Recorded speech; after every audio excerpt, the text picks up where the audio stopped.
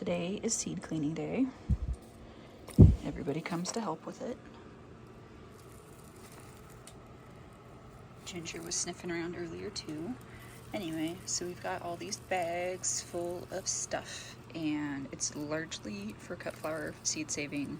There are some native plants mixed in, and then there were some veggies like corn and stuff, but I already cleaned most of that because it's big and easy to do quickly. So this one right here, we've got basket flower, and it looks a bit like an artichoke heart to me at this stage, but you can see these black things falling out are seeds. Ava is incredibly invested in this journey. She's gonna have to move soon though. Yeah, I know. Okay, good, great. That's what we wanted. Now it's wet. Thanks, Ava. Anyway, I always have a lot of help doing projects, which is, as most pet owners know, not actually necessarily helpful, but it's cute. Okay.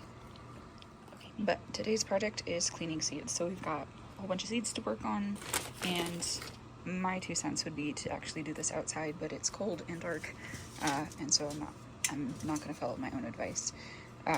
We've got a number of sieves here, or colanders, or whatever.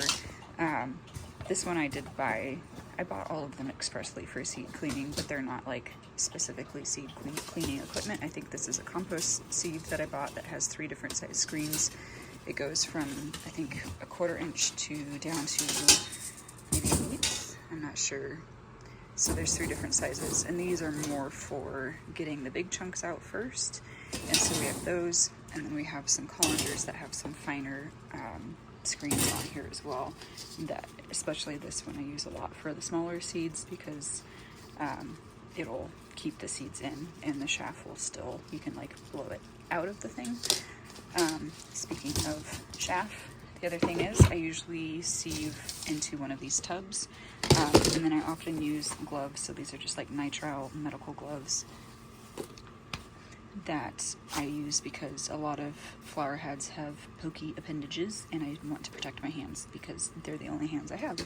So I sieve into here, and then I usually redo it. So I have 2 tubs, so I can alternate between tubs. Trusty 5-gallon bucket that has some delicious water at the bottom, and then a whole bunch of empty seed bags that I've saved from seeds I've purchased. Oop, now they're falling out. We don't want those in there. That's not where they go. So the general idea is that you get these seed heads out.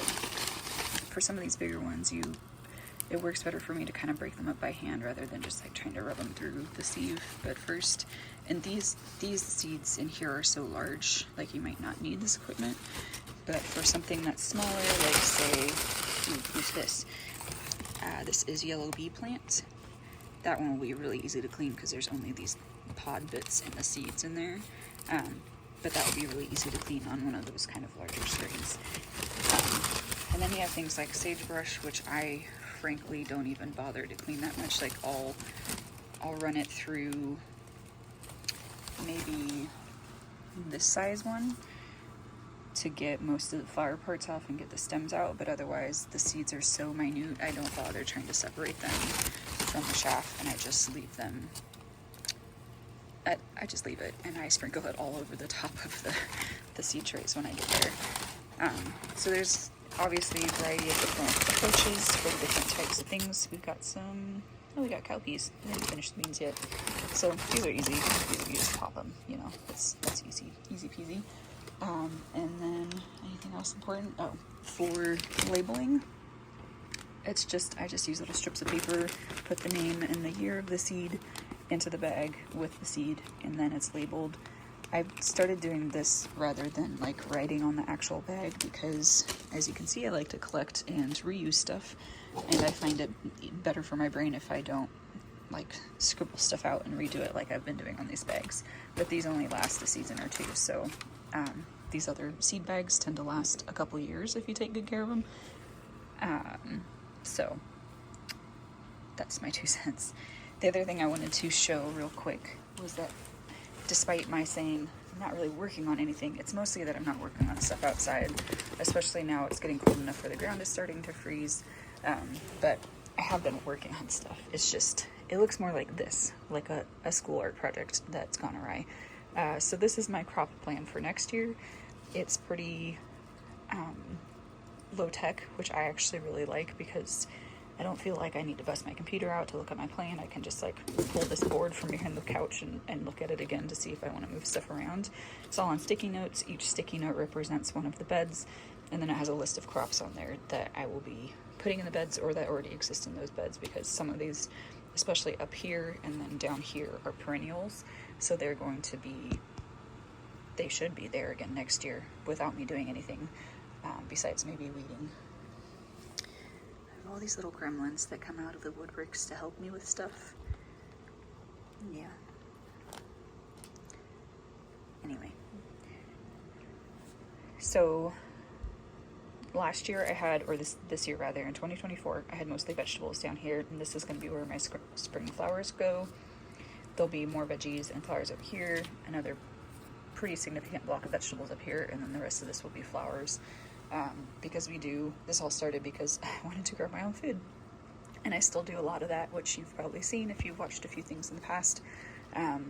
Because why be a master of one trade when you can be a jack of all of them, you know?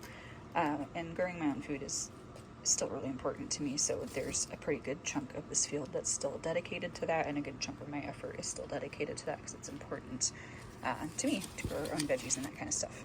So you can see there's like a bed in here that's all the alliums for next year, all the shallots and that kind of stuff, and there's the onions for this year, which that bed's already planted, which is super great that's already done and weeded and mulched and beautiful. There's a couple beds up here that are narrower. They're only about 2 feet wide because when I originally planned this garden, it was only columns A and B, and it was going to be these narrow beds kind of bookending the wider beds, which are 4 feet wide in this section, but 3 feet wide over here. So this is like me learning what works for my body, especially on a hill, reaching across 4 feet of bed space, or reaching into the center of 4 feet of bed space when you're bending and working against gravity in a slope situation. I find that a 3-foot bed is easier, so I'm switching to that, and eventually maybe this will be reconfigured or it won't, and it'll just be fun math and planning and keep me on my toes.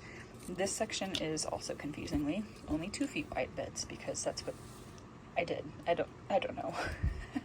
I was experimenting, but I'm gonna see this year. Some of them are near fairly large pathways, so I might see if I can expand them to be 3 feet wide instead of 2 feet wide, because that would be a lot better for spacing and planning and water and just everything. So we'll see where we get with that, but I do like this too because it's modular. There's space on all the sticky notes to write everything that I want to put in that bed. So there's one bed that's just like snapdragons and maybe 5 feet of something else, but then there's other beds that are chock full of like, this is my overwinter trial plus some like things that I'm going to sow really early next year once the soil is starting to defrost, or even before that, because they'll be fine and they need the stratification. But this is, again, not high tech. It's very basic, and it works for my brain, and I figured somebody else it might work for them, so I figured I could share that. And I know people are generally interested in how people plan their fields or their gardens for, each year, so here we go. The rest of this is just a speed run of me cleaning seeds. There were a few different bags that I kind of gave up on because I couldn't find seeds in one of the flowers that I'd pulled. I think I waited too long, and the birds probably ate some of them. So this is just a bunch of sieving and trying to get the seed out, and not super clean, but clean enough for my purposes of growing everything on myself. And it took maybe an hour or two to do this in total, but it is fairly quick and it's pretty gratifying. So the majority of the seeds are cleaned up, or cleaned up enough for my purposes. Again, I think I mentioned this in the past, but I don't get them super duper clean, so I get them clean enough to deal with for my purposes, and I don't sell them, so I'm not worried about getting all the duds out or anything like that. But you can see here I have 3 totes full of seeds that I have saved or purchased over time, This tote is full of native seed. A lot of it has been purchased from like as local as I can get it, just because I don't have as much time and resources to go and collect things in the wild, since I also work and all those things. And then over here is how it all started, which was these photo files, I guess. And there's just some label maker labels on them, and then you can see how my brain works. That's a really useful label for anybody else, right? And then expanded into another little shoebox size tub for things that have large seeds that didn't fit into those little files very well. So things like squash and beans and corn are mostly in here for purchased items. So all of those things are going to get siphoned into here. Different tubs have different things in them. This one is largely like staple crops, like I already put corn in here for this year and some dry beans.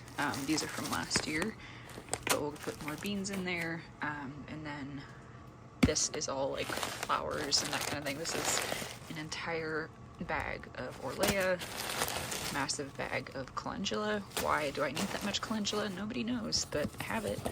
And then lots and lots of little bags of stuff in here. So I have a ton of seed, and there's even more now. So I'm gonna pack this all away, and that should be it for today. We also are trying to save some pepper seeds this year, which is new for us, for some of the more specialty type varieties. Or there's this one little, it's in this bag, that's why I'm looking at it. It's called a cherry bomb type. So it's like a sweet hot pepper that I really like, and I want to try pickling it next year. And then we also have some pumpkin seeds we saved. So we're just, you know, doing all the things.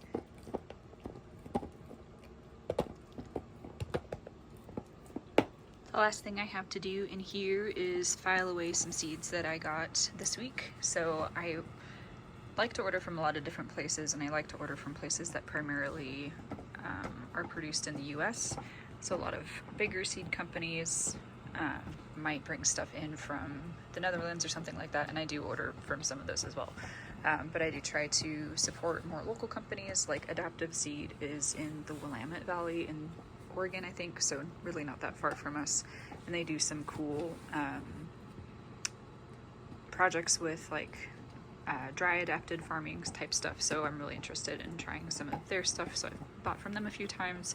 And then my big expensive order from Johnny's came in, and I have no affiliation with any company that I ever talk about. It's just places that I've bought stuff from and I like, and Johnny's is like the tried and true option for a lot of farmers at a lot of different scales. They're what my family has used a lot, and so I learned that they were a good company to use. They have really good quality seeds, and they have so many resources on their website if you ever are looking into how to produce something or how to grow something. So these all need to get kind of filed away in their respective categories. I do also have this hodgepodge box that has a few things in it. Well, several things in it. It's mostly the sunflowers are in there because they're big, and then this other little tub back here has some other groups in it, just because I ran out of space in these and I don't really want to buy more plastic containers to hold my seeds. So I'm kind of still thinking through what's going to work the best in the future. So that going on, and then my other final project for the day is just computer work, but I'm going to try to sort out when I need to start stratifying all of the native seeds that are in that tub there.